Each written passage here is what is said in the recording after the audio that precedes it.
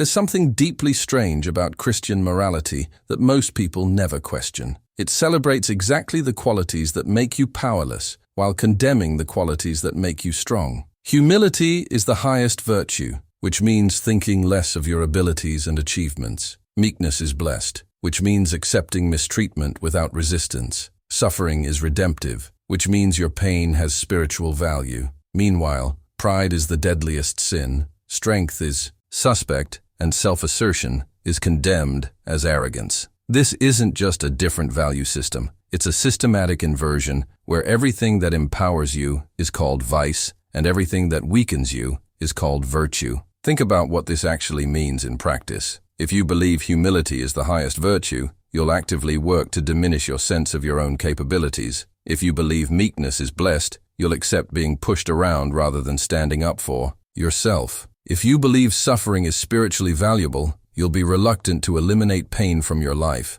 You're being taught to make yourself weaker and call it moral excellence, to surrender your power and call it spiritual growth, to accept diminishment and call it virtue. Now consider who benefits from this framework. If you're an authority, religious, political, or social, having a population that considers weakness virtuous is incredibly useful. People who think humility is the highest good don't challenge your authority. People who believe meekness is blessed don't resist your control. People who see suffering as redemptive accept conditions they should be fighting to change. You don't need force to control people who've been trained to see their own powerlessness as virtue. But here's what should disturb you most. These values aren't presented as strategic choices for specific situations. They're presented as absolute moral truths. You're not told, sometimes humility is useful, or, in certain contexts, accepting suffering makes sense. You're told that humility is always better than confidence, that meekness is always superior to strength, that suffering is always spiritually valuable.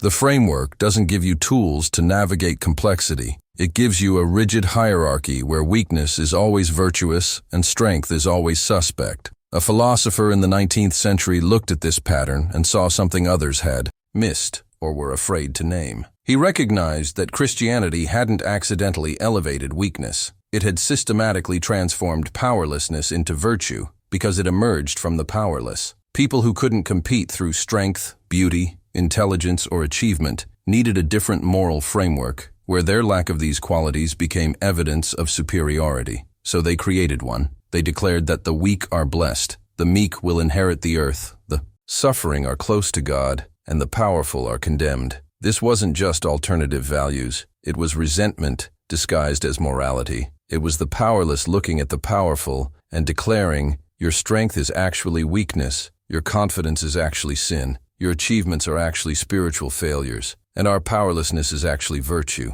It was a brilliant psychological move because it allowed people to feel morally superior while remaining actually powerless. They didn't need to develop strength. They could just declare strength morally corrupt and their weakness morally superior. What makes this revelation so disturbing is recognizing how thoroughly it's shaped Western culture. Even people who've abandoned Christianity often retain the suspicion of strength, the valorization of humility, the belief that suffering makes you better. These aren't universal human values. They're specific to Christian moral framework. And once you see that framework, clearly you see it's designed to keep people weak while convincing them their weakness is virtue. The question becomes, do you want to continue living by values designed to make you powerless? Or do you want to examine whether strength might actually be valuable? Here's the anomaly that should immediately strike you as suspicious. Every virtue that Christianity elevates requires you to diminish yourself, while every quality it condemns as vice would make you more powerful. This isn't coincidence. It's systematic. Look at the specific virtues Christianity prizes most highly and notice what they have in common.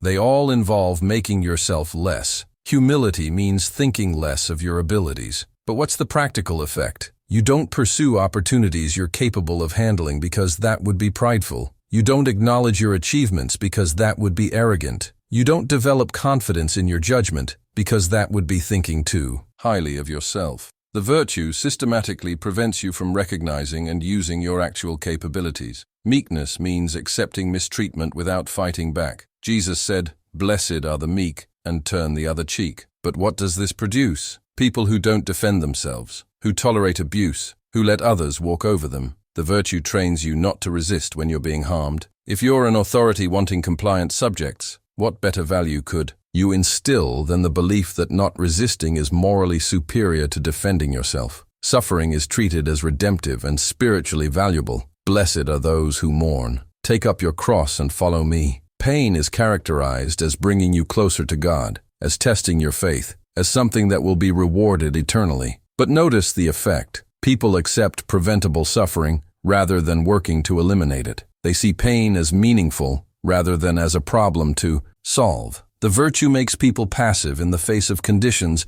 they should be actively changing. Now look at what Christianity condemns as the deadliest sins. Pride, taking pleasure in your achievements and believing you're capable. Exactly what you'd need to pursue excellence. Wrath, getting angry at injustice and fighting back. Exactly what you'd need to resist oppression. Greed, wanting more than you currently have. Exactly what drives ambition and improvement. Lust, strong desire and passion. Exactly what fuels creativity and intensity of experience. Every sin is actually a quality that would make you less controllable. Compare this to how virtue was understood in pre-Christian cultures. Ancient Greeks celebrated arete, excellence, the full development of your capacities. Romans valued virtues, strength, courage, effectiveness. These cultures saw virtue as making yourself more capable, not less. Christian morality inverted this completely. What the ancients saw as excellence became pride. What they saw as strength became brutishness. What they saw as ambition became greed. Everything empowering became sinful. The pattern becomes even clearer when you notice which human drives Christianity targets most aggressively. It's not murder or theft. Most moral systems condemn those. Christianity's unique emphasis falls on pride, ambition, anger at injustice, sexual desire, and enjoying your own power. These are precisely the impulses that make people autonomous, that drive them to improve their conditions, that prevent them from being easily controlled. By declaring these impulses sinful, Christian morality attacks the psychological foundations of independence and strength. What's particularly revealing is examining how this framework handles actual strength when it appears. When someone is genuinely powerful, confident, and effective, Christianity doesn't celebrate these qualities. It demands they be hidden or apologized for. The strong person must display humility, must downplay their abilities, must attribute their success to God rather than their own efforts. Even genuine strength must be disguised as weakness to be morally acceptable. This creates a profound question.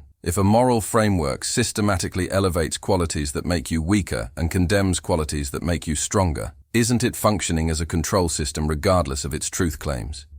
And if you've internalized this framework, haven't you been trained to actively diminish yourself while calling that diminishment virtue? Friedrich Nietzsche's confrontation with Christian virtue wasn't theoretical. It was visceral and personal. Born in 1844 into a family of Lutheran pastors, he was raised to embody Christian virtues: humility, self-denial, submission to divine will. As a child, he was praised for being humble, for not asserting himself, for accepting authority without question. He learned to suppress his own desires, doubt his own judgment, and see his natural impulses as sinful. This was called spiritual formation. It was actually training in powerlessness. But Nietzsche experienced a fundamental conflict. He possessed extraordinary intellectual abilities. By his early 20s, he was recognized as one of the most brilliant philologists in Europe. Yet Christian virtue demanded he be humble about these abilities, see them as dangerous pride, attribute them to God rather than himself. The better he became at scholarship, the more his religion told him to think less of himself. The framework made his greatest strength into something to be ashamed of. At 24, he became the youngest person ever appointed to a professorship at the University of Basel. This should have been a moment of justified pride. He'd achieved something remarkable through his own efforts, but his Christian upbringing made him feel guilty for feeling proud. The achievement itself seemed to prove his sinful arrogance. He was trapped in a system where excellence became evidence of moral failure, where his greatest capabilities were framed as his greatest spiritual problems. His classical education provided a crucial perspective. Reading ancient Greek philosophy in the original language, Nietzsche encountered a completely different understanding of virtue. For Aristotle, virtue meant excellence, the full development and expression of your capacities. For the Stoics, it meant strength of character and autonomous judgment. For Greek culture generally, the virtuous person was the excellent person, someone who had developed their abilities to the highest degree. This was the opposite of Christian virtue, which demanded diminishment. What crystallized Nietzsche's thinking was recognizing where Christian values came from, reading the New Testament in Greek, studying early Christian communities, examining how Christianity spread. He saw that it emerged from the powerless. Early Christians were slaves, the poor, the politically marginalized in the Roman Empire. These weren't people who could compete on terms of traditional excellence. They couldn't achieve through strength, beauty, wealth, or political power. So they created a moral framework where their powerlessness became virtue. This wasn't cynical manipulation. It was psychological survival. If you can't be strong, declare strength morally corrupt. If you can't be confident, declare confidence sinful pride. If you can't achieve, declare achievement spiritually dangerous. If you can't compete, declare competition unchristian. Transform every dimension of your powerlessness into moral superiority, and suddenly you're not losing, you're winning on different terms. The weak became the blessed, the powerless became the pure, the failures became the faithful. Nietzsche called this slave morality, a moral framework created by those without power to console themselves and condemn those with power. It wasn't about making people better, it was about making the powerless feel superior without actually becoming powerful. And it worked brilliantly. Within a few centuries, this moral framework created by slaves had conquered the Roman Empire and reshaped Western civilization. Not through force, but through psychological appeal. It offered the powerless moral superiority without requiring them to develop actual power. But Nietzsche saw the cost. Every person who internalized Christian virtue trained themselves to be weak. They suppressed their own strength, doubted their own judgment, felt guilty about their own capabilities. They became, as Nietzsche said, sick animals, humans at war with their own nature, unable to fully express their capacities because their moral framework condemned those capacities as sinful. And they defended this self-suppression as spiritual growth, unable to see they'd been colonized by values designed to keep them powerless. His own life became a testing ground. In 1879, he resigned his professorship, gave up financial security, and spent the next decade living in poverty, writing books almost nobody read. He experienced what it meant to live without the Christian virtue framework, to pursue excellence without apologizing for it, to trust his own judgment without constant self-doubt, to express his capabilities without calling it pride. It was simultaneously liberating and terrifying, but it was real in a way his earlier Christian virtue life never was. The first evidence Nietzsche presents is devastatingly simple. Look at what Christianity actually calls virtue, and notice that every single one requires you to make yourself less capable, less powerful, less autonomous. This isn't interpretation. It's directly observable in Christian teaching. Humility means thinking less of yourself. Self-denial means suppressing your desires. Meekness means not defending yourself. Submission means surrendering your judgment to authority. Suffering acceptance means enduring pain rather than fighting to eliminate it. Now examine what Christianity calls vice and notice the pattern. Pride means recognizing your abilities and achievements. Self-assertion means standing up for yourself. Anger means responding forcefully to injustice. Ambition means wanting to achieve and improve. Pleasure-seeking means pursuing joy and satisfaction. Every vice is actually a quality that would make you more effective, more autonomous, more capable of shaping your own life. The pattern is unmistakable. Virtue weakens you. Vice would strengthen you. Look at specific biblical passages and see how explicitly this is taught. Blessed are the poor in spirit. Being spiritually impoverished is blessed. Blessed are the meek, for they will inherit the earth. Accepting mistreatment is rewarded. Blessed are those who mourn. Suffering is praised. The last will be first, and the first will be last. Those without power, achievement, or status are elevated above those with them. Every beatitude elevates a condition of powerlessness and promises it will be compensated. Consider the story of the rich young ruler. He asks Jesus what he must do to have eternal life. Jesus tells him to sell everything he has and give it to the poor. When the young man leaves sadly because he has great wealth, Jesus says it's easier for a camel to go through the eye of a needle than for a rich person to enter heaven. What's the message? Having resources, security, and capability is spiritually dangerous. Powerlessness is blessed. Give up your power and you'll be saved. Examine the teaching about turning the other cheek. If anyone slaps you on the right cheek, turn to them the other cheek also. This is presented as profound spiritual wisdom. But what does it actually teach? Don't defend yourself when attacked. Accept abuse without resistance. Let others harm you, without consequence. If you're someone who benefits from others not resisting harm, what better value could you instill? Look at how Christianity treats knowledge and questioning. The fall in Genesis happens because Eve ate from the tree of knowledge. Pursuing understanding is the original sin. Throughout Christian tradition, intellectual pride is condemned, questioning authority is dangerous, and accepting mystery without understanding is faithful. The virtue framework makes you suspicious of your own capacity for knowledge and dependent on external authority for truth. The evidence extends to how Christian virtue handles emotions. Natural anger at injustice becomes sinful wrath. Healthy pride in achievement becomes deadly pride. Legitimate self-interest becomes selfish greed. Strong desire becomes dangerous lust. Every emotion that might motivate you to assert yourself, pursue your interests, or change unjust conditions is reframed as sin requiring a suppression. You're taught to distrust and suppress your own emotional responses. What makes this evidence particularly compelling is that it's not hidden or disputed. Christians openly teach that humility is the greatest virtue, that pride is the deadliest sin, that suffering is redemptive, that the meek are blessed. They explicitly value weakness and condemn strength. The only question is whether you recognize what this value system actually does. It systematically trains you to be powerless, while calling that powerlessness virtue. Consider how this affects someone who fully internalizes these values. They feel guilty when they succeed because success indicates pride. They accept mistreatment because defending themselves would be unchristian. They suppress their ambitions because wanting more is greed. They doubt their own judgment because trusting yourself is arrogance. They become systematically incapable of pursuing excellence, defending themselves, or shaping their own lives, all while believing they're becoming virtuous. Nietzsche digs deeper by examining the psychological mechanism through which Christian virtue operates. He identifies it as ressentiment, a specific form of resentment where the powerless harbor deep hostility toward the powerful but can't express it directly, so they express it through moral condemnation.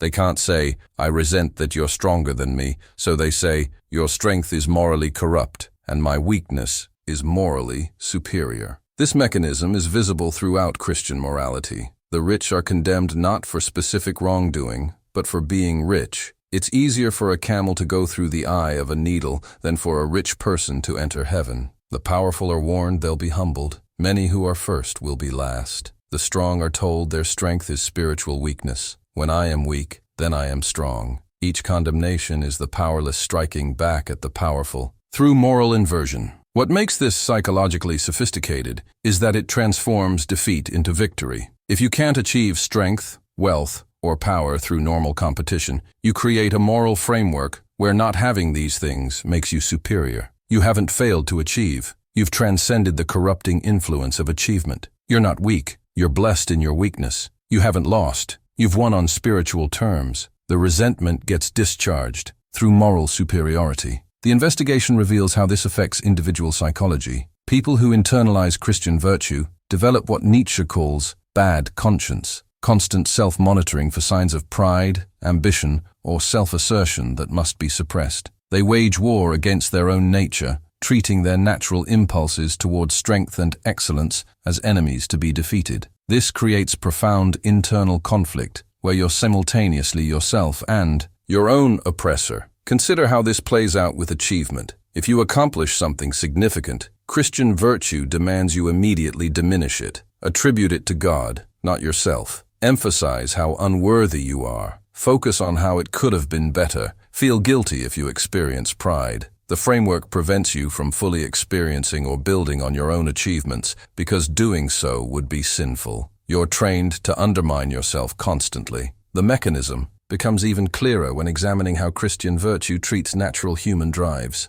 Sexual desire becomes lust, requiring suppression. Ambition becomes greed, requiring restraint. Anger at injustice becomes wrath, requiring control. Confidence in your abilities becomes pride, requiring humiliation. Every drive that might lead you to assert yourself, pursue your interests, or change your conditions is categorized as sin. You're taught that your nature is corrupt and must be constantly policed. Nietzsche traced this to what he saw as Christianity's fundamental orientation: life denial. Instead of saying yes to existence, affirming life with all its struggles, embracing your capacities, pursuing excellence, Christian virtue says no. No to pride in achievement. No to confidence in judgment. No to asserting yourself. No to pursuing pleasure. No to fighting injustice with force. No to everything that would make you more alive and more powerful. It's systematic negation, dressed as spirituality. What's particularly insidious is how the mechanism handles resistance. If you start questioning whether making yourself weak is actually virtuous, that questioning is immediately categorized as pride, your sinful nature rebelling against divine truth. If you want to develop strength, that desire is suspect. Why do you need earthly strength when God provides? If you resist the framework, your resistance becomes evidence you need it more. The system is self-sealing. The deeper investigation shows this isn't unique to Christianity. It's a pattern that emerges whenever the powerless create moral frameworks, but Christianity perfected it by connecting it to cosmic stakes. In other revenge moralities, the consequences are social. In Christian virtue, the consequences are eternal. Fail to be humble enough, and you face hell. That threat makes the self-suppression far more complete and far harder to escape. The pattern becomes impossible to ignore once you see it clearly. Christian virtue systematically elevates every quality that makes you controllable while condemning every quality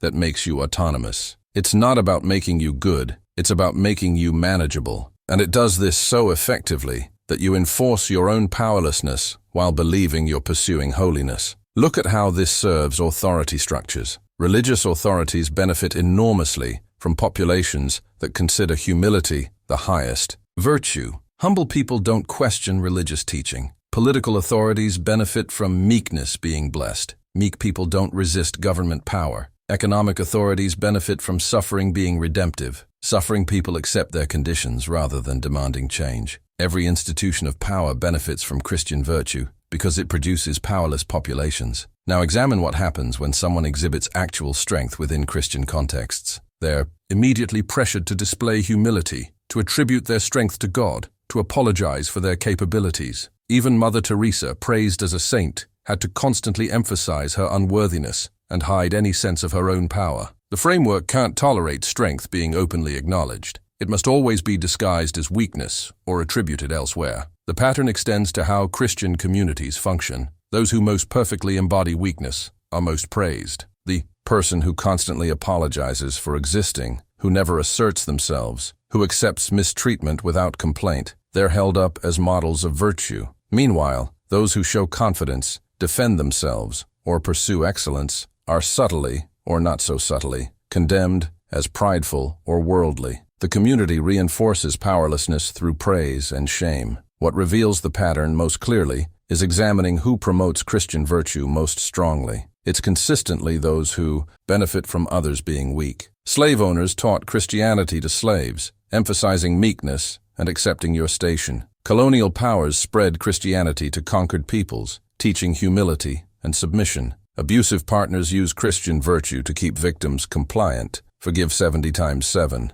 Turn the other cheek. Wives, submit to your husbands. The pattern is unmistakable. Those with power promote virtues that keep others powerless. Consider how this affects social change movements. Every liberation movement has had to fight against Christian virtue ethics. Abolitionists were told that slaves should be meek and accept their condition. Suffragettes were condemned for the pride of thinking women deserved political voice. Civil rights activists were criticized for not being humble and patient. Labor organizers were attacked for the sin of wanting more. Christian virtue consistently appears on the side opposing those seeking to change power. Structures. The pattern becomes even clearer when you notice what Christian virtue doesn't condemn. It doesn't condemn obedience to unjust authority. That's presented as virtuous submission. It doesn't condemn accepting preventable suffering. That's redemptive. It doesn't condemn remaining in conditions of powerlessness. That's blessed. What it does condemn is exactly what would help you escape those conditions. Pride in your abilities, anger at injustice, ambition to improve your situation, assertion of your own judgment. Look at how this plays out in therapy and mental health. People damaged by Christian virtue exhibit characteristic patterns: inability to acknowledge their own achievements, guilt about success, difficulty setting boundaries, acceptance of mistreatment as Christian, suppression of legitimate anger, chronic self-doubt. These aren't incidental problems. They're the intended effects of a system designed to make you weak and keep you weak, while calling it spiritual growth. Nietzsche saw that this pattern wasn't accidental or corruptible. It was essential to how Christian virtue functioned. You can't reform it because the life-denying core is the point. The system exists to transform strength into shame and weakness into virtue. Any attempt to preserve Christian virtue while eliminating its power-suppressing effects fails because suppressing power is what Christian virtue does. It's not a bug, it's the feature. The implications of this pattern extend far beyond religious belief into every aspect of how you understand yourself and your potential. If you've internalized Christian virtue,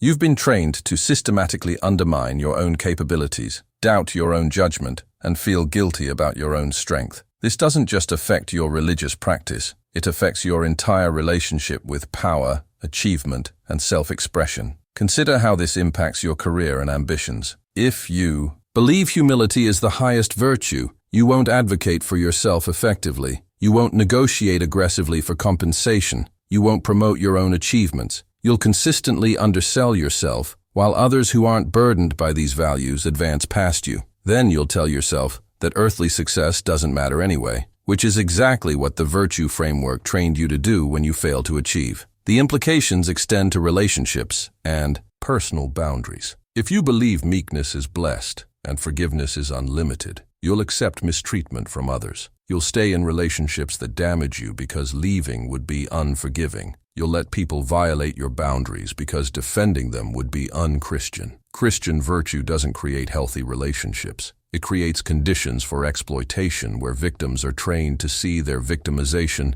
as spiritual growth. Think about how this affects your emotional life. You've been taught that pride in your achievements is sinful, so you can't fully celebrate your successes. You've been taught that anger at injustice is wrath, so you suppress legitimate outrage. You've been taught that strong desire is dangerous lust or greed, so you distrust your own wanting. Every emotion that might motivate effective action gets categorized as sin. You become emotionally crippled, unable to access the feelings that drive people to create, achieve, and change conditions. The implications become particularly troubling when you consider how this affects your sense of self-worth. Christian virtue teaches that you're fundamentally corrupt, a sinner saved only by grace, unworthy of anything good, valuable only because God arbitrarily chose to value you. This destroys intrinsic self-worth. You can't feel genuinely good about yourself because that would be pride. You're trained in constant self-deprecation while calling it humility. This creates chronic shame and self-loathing disguised as piety. Consider what this does to your capacity for joy and pleasure. If earthly pleasures are suspect, if enjoying your life too much indicates wrong priorities, if comfort might make you forget God, you can't fully embrace positive experiences. Every good thing is tinged with guilt. Every pleasure is shadowed by concern it might be excessive. You're trained to be suspicious of your own happiness, which ensures you never fully experience it. The implications extend to how you handle your own power and influence. When you do have power, whether in relationships, work, or community, Christian virtue makes you apologize for it, minimize it, refuse to use it effectively. You've been taught that power is dangerous and corrupting, so even when you could use influence for good, you hesitate because wielding power seems unchristian. The virtue framework disarms you even in situations where strength would serve you and others. What's most profound is recognizing how this affects human potential broadly. How many people never developed their full capabilities because they were taught that excellence is prideful? How many never pursued their ambitions because they were taught that wanting more is greedy? How many never defended themselves because they were taught that meekness is blessed? How many accepted unjust conditions because they were taught that suffering is redemptive? Christian virtue hasn't just shaped individual lives, it's suppressed human potential on civilizational scale. Nietzsche saw that these implications weren't just unfortunate side effects, they were the core function. Christian virtue exists to suppress human power and potential while making that suppression seem holy. It creates what he called the sick animal, humans at war with their own nature, unable to fully express their capacities, trained to see their own strength as their greatest problem. And it does this so thoroughly that people defend their chains as crowns. Now we arrive at what might be the most successful power consolidation in history. And it wasn't a conspiracy because nobody had to consciously plan it. Christian virtue emerged from the powerless as psychological self-defense, then spread because it served the interests of every existing power structure. The powerful promoted values created by the powerless because those values kept the powerless from becoming powerful. It was convergent evolution toward a system that served authority while claiming to serve the meek. Think about how perfectly this operates for those in power. You don't need armies or police to control populations that have internalized Christian virtue. They control themselves. They feel guilty about ambition, so they don't pursue power that might threaten yours. They consider meekness blessed, so they don't resist your authority. They believe suffering is redemptive, so they accept conditions you impose without demanding change. They've weaponized virtue against themselves on your behalf. The coordination happened organically because incentives aligned. Religious authorities who emphasized humility and submission gained followers and institutional power. Political leaders who supported such religion got compliant populations. Wealthy patrons who funded virtue teaching got workers who didn't demand earthly justice. Each party benefited from promoting values that kept others weak, so the system self-reinforced across centuries. What makes this particularly effective is that believers become enforcers. Parents teach children Christian virtue thinking they're providing moral guidance, actually training the next generation in powerlessness. Pastors preach humility, believing they're serving God, actually serving power structures that benefit from humble populations. Communities praise weakness, thinking they're being spiritual, actually maintaining a system that keeps everyone manageable. The oppression replicates through sincere believers who can't see they're perpetuating it. Consider how this worked historically. When Christianity became the Roman Empire's official religion under Constantine, it underwent crucial transformation. The religion of martyrs who resisted imperial power became the religion of emperors who wielded imperial power. How? By keeping the virtue framework that made populations controllable while adding imperial backing. The powerless had created values that made them feel superior. The powerful recognized these values made excellent tools for control. The pattern repeated throughout Christian history. Medieval lords promoted Christianity among peasants, emphasizing meekness and accepting your station. Colonial powers spread Christianity to conquered peoples, teaching humility and submission to authority. Slave owners gave Bibles to slaves, underlining passages about servants obeying masters. Every power structure recognized that Christian virtue was more effective than force for maintaining control. Look at how this continues in modern contexts. Corporations promote workplace cultures emphasizing humility and team player mentality, making employees less likely to advocate for themselves. Political movements use Christian virtue language to discourage resistance to unjust policies. Abusers use religious frameworks to keep victims compliant. The same pattern emerges wherever someone benefits from others being weak. Promote the values that make them weak and call it virtue. What's particularly insidious is how the system handles attempts at reform. When liberation theology emerged, arguing that Christianity should empower the oppressed rather than keep them compliant, it was condemned by church authorities. When prosperity gospel suggested God wants believers to be powerful and successful, traditional Christianity attacked it as heretical. Any movement that threatens to transform Christian virtue from weakness celebrating to strength affirming gets suppressed. The system protects its power-suppressing core. Nietzsche recognized this wasn't a conscious conspiracy, but something more insidious, a value system that naturally spreads because it serves power while claiming to serve the powerless. Nobody needs to plan it. The powerful naturally promote values that keep others weak. The weak naturally embrace values that make their weakness feel like superiority. And the system perpetuates itself through true believers who can't see they're maintaining structures of domination while thinking they're pursuing holiness. The coordination was so successful that even secular culture retains Christian virtue's suspicion of strength. We still celebrate humility over confidence, still treat ambition as slightly suspect, still valorize suffering. The values outlasted the theology because they serve ongoing power structures, and they continue suppressing human potential while being defended as universal moral truths rather than recognized as specific tools for maintaining powerlessness.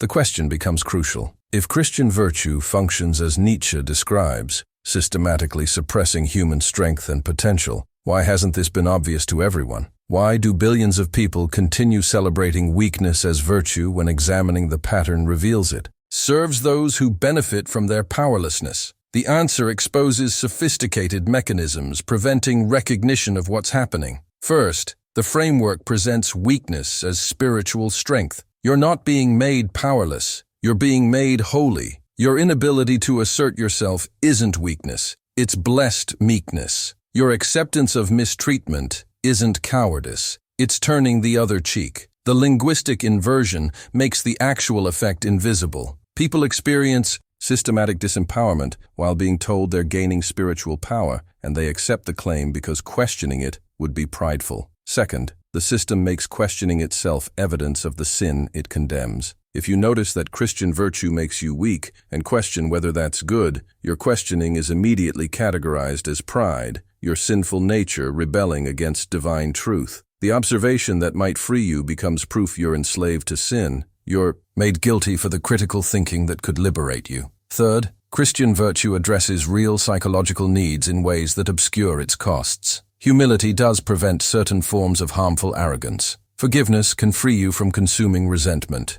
Accepting some suffering is necessary in life. These genuine insights get weaponized. The virtue framework takes real wisdom and extends it to extremes that serve power rather than flourishing. The partial truths prevent recognition of the larger pattern. Fourth, everyone around you reinforces the framework. When your family, community, and culture all celebrate humility and condemn pride, questioning this seems wrong rather than recognizing the collective belief might be collective self-suppression. Social proof creates psychological proof. If everyone agrees weakness is virtue, doubting it feels like arrogance rather than recognizing that mass agreement doesn't equal truth. Fifth, the system benefits from comparing itself to obvious tyranny rather than to alternatives that promote strength. Christian virtue looks good compared to brutal dictatorship, but the comparison should be to frameworks that help people develop capabilities, confidence, and power. Compared to those, Christian virtue's systematic disempowerment becomes visible, but the comparison is never made because the framework controls what you compare it to. Sixth, Christian virtue has been normalized over 2 millennia. Western culture is so saturated with these values that they feel natural rather than constructed. People don't realize they've been trained to suppress strength because they've never experienced an alternative framework. The cultural water is so thoroughly Christian virtue flavored that nobody notices they're swimming in it. Seventh, the framework provides community and belonging. Churches built around Christian virtue offer genuine social connection, which people value deeply. Questioning the virtue framework risks losing community, which is painful enough that most people avoid it. The social benefits obscure the psychological costs of systematic self-suppression. Eighth, recognizing this pattern requires confronting that you've been trained to undermine yourself. If you've spent years or decades feeling guilty about your strengths, suppressing your ambitions, accepting mistreatment as Christian, recognizing this was harmful conditioning is devastating. The sunk cost is high enough that continuing to believe weakness is virtue feels easier than facing what you've lost. Finally, the system exploits genuine fear of becoming harmful. Nobody wants to be arrogant, tyrannical, or cruel. Christian virtue trades on this legitimate concern, suggesting that developing strength inevitably leads to harming others. This makes people afraid of their own power, seeing it as dangerous rather than recognizing that strength can serve good or ill depending on how it's used. Nietzsche could see through this partly because his classical education exposed him to pre-Christian virtue frameworks that celebrated strength. He could see that Christian suspicion of power wasn't universal truth, but specific cultural conditioning. And he had the philosophical courage to question values everyone around him accepted, even knowing it would make him an outsider to his entire culture. Here's the final revelation that brings everything into sharp focus. Christian virtue doesn't make you good, it makes you weak. It doesn't develop your character, it suppresses your capabilities. It doesn't serve your flourishing, it serves those who benefit from your powerlessness. You've been trained to see your strength as sin and your weakness as virtue, to feel guilty about your achievements and proud of your failures, to suppress what makes you effective and celebrate what makes you controllable. And you've defended this self-suppression as holiness. This doesn't mean becoming cruel or tyrannical. It means recognizing that strength, confidence, ambition, and self-assertion aren't inherently evil. They're tools that can serve good or ill depending on how they're used. A strong person can protect the vulnerable or exploit them. A confident person can inspire others or dominate them. An ambitious person can create value or extract it. The qualities themselves aren't the problem. The problem is a moral framework that makes you afraid to develop them. Nietzsche's alternative isn't might makes right or selfish domination. It's what he called life affirmation. It's saying yes to your existence, yes to developing your capacities, yes to pursuing excellence, yes to experiencing joy, yes to creating and building and achieving. It's replacing the constant no of Christian virtue, no to pride, no to ambition, no to pleasure, no to strength, with affirmation of life in all its power and possibility. This means fundamentally reorienting your relationship to your own capabilities. Instead of feeling guilty when you succeed, celebrate it. Instead of apologizing for your strengths, develop them further. Instead of suppressing ambition as greed, recognize it as drive toward excellence. Instead of accepting mistreatment as meekness, defend yourself and others. Instead of treating suffering as redemptive, work urgently to eliminate preventable pain. So here's what this means practically. First, notice when Christian virtue operates in your psychology. When you feel guilty about success, that's the framework. When you suppress legitimate anger at injustice, that's the framework. When you apologize for your capabilities, that's the framework. When you accept mistreatment thinking it's Christian, that's the framework. Catch these moments and choose differently. Second, practice acknowledging your own strength and achievements without apology. This will feel uncomfortable because you've been trained to see it as prideful. Do it anyway. Say, I did this well without attributing it to luck or God or others. Say, I'm capable of this without false humility. Recognize your abilities honestly. This isn't arrogance, it's accuracy. Arrogance is claiming capabilities you don't have. Recognizing ones you do have is just honest self-assessment. Third, set and defend boundaries without guilt. You don't need to accept mistreatment. You don't need to forgive without end. You don't need to turn infinite cheeks. You're allowed to say no, to defend yourself, to remove yourself from harmful situations. Christian virtue makes this seem unchristian. Recognize that protecting yourself isn't sin, it's self-respect. Fourth, pursue your ambitions without categorizing them as greed. Wanting to achieve, improve, create, build, these aren't sins. They're expressions of life affirmation. You don't need to justify your desires or apologize for wanting more than you have. Let yourself want, strive, and pursue excellence without the constant guilt Christian virtue instills. Fifth, develop what Nietzsche called master morality, values created from strength rather than weakness. Instead of asking, what values make my weakness seem virtuous? Ask, what values serve my flourishing and enable me to contribute powerfully? Create your own values based on what actually promotes life, excellence,